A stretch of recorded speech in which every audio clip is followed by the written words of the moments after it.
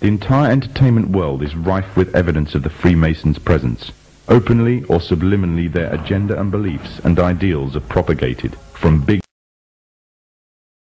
films to simple cartoons, the Masons have not left anything to chance in promoting their message of a global government. Matt Groening, the creator of one of the most popular cartoon series in television history, The Simpsons, is a self-confessed anarchist. Matt Groening himself has openly declared that he wanted to get his own political ideas across within his work.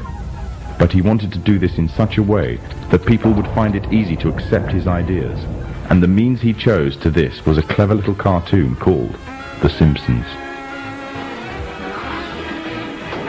So what exactly is The Simpsons teaching us and our children? There are many lessons being programmed into us. These include disregard for authority, either parental and governmental, that bad manners and disobedience is the way to attain status amongst people, and that ignorance is trendy and cool, whereas knowledge is unfashionable. However, what is especially worrying is the Masonic undertones of one episode in particular. The episode in which the father figure of the family, Homer Simpson, becomes obsessed with a group called the Stonecutters, or should it be called the Freemasons? Upon joining the group, his fellow members find a birthmark on him, a mark that makes the rest of the group declare him to be the chosen one. Ah, the chosen one, whom the sacred parchment prophesied would lead us to glory. But with his newfound honor and dignity, he, Homer Simpson, fools himself into thinking that he is God. I always wondered if there was a God, and now I know there is, and it's me. Some may dismiss it as nothing more than a children's cartoon, a bit of harmless fun. But the influence it has on audience makes it a very effective means of propaganda, indoctrinating a people without them even realizing. Its very creators admit that they are propagating their political ideas to the audience in a covert manner. Ideas spread through the domestic television can reach a far wider audience than movies and cinema. And it is through this media that a new concept is being introduced. The concept of one global leader. Famous for his novel, The Jungle Book, Rudyard Kipling, another Freemason, wrote a book called The Man Who Would One Day Be King. This was later made into a big-budget Hollywood film, starring the likes of Sean Connery, Michael Caine, and Saeed Jaffari. The book is the story of two soldiers that journey to a country on the edge of India, a country that was once rumored to contain great riches, that once belonged to Alexander the Great. Upon reaching the country, the two soldiers are captured by the local inhabitants, a people called Kafirs, named after their country, Kafiristan. When the two men are about to be killed, a necklace is discovered around the neck of one of the soldiers. Engraved on it is the symbol of the Masonic one eye. The Kafirs revere him as their god and attribute to him the divine attribute of immortality. The man himself first regards himself as a king, and then in his newfound power begins to regard himself really as being a god. From the Muslim perspective, if not that of others, the similitudes that can be drawn from this story are very interesting. The Muslim scriptures, called Hadith, contain many prophecies of the Prophet Muhammad. In these, it is prophesied that a man would arise from amidst the Kafirs, which means infidels in Islam, who would be recognized by his one eye and would be made a world leader, claiming first to be a king and then later to being God, and that he will seem immortal until an appointed time. In another film, the concept of global leader and global government is also strongly propagated. In 1996, the film Independence Day broke all box office records, becoming the 7th highest ranking film of all time. It entranced audiences around the world with a fictional story of an alien invasion on Earth. However, deep within the film's subliminal messages can be found, indicating the Freemasonic presence and the Freemasonic agenda. In the film, there is a military base known as Area 51. It is from here that the military offensive is launched, on which the salvation of the whole world and the future of its inhabitants depends. The entrance to this installation is a pyramid, on which is engraved the symbol of the one eye.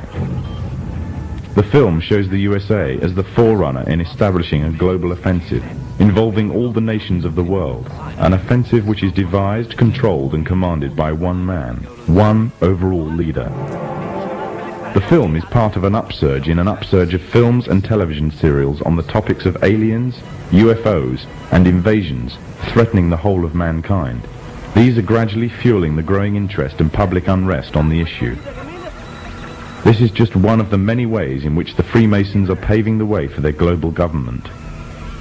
The Freemasons are using a number of approaches to drive fear into the hearts of the masses.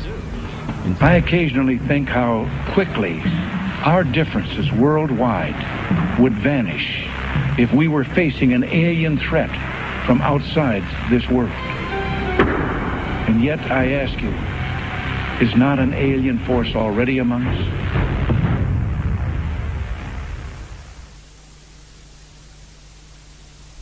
Other tactics that the Masons are using in order to bring about a one-world government and the need for a global security force controlled by them is to allow crime rates to soar, thus creating fear for personal and national security.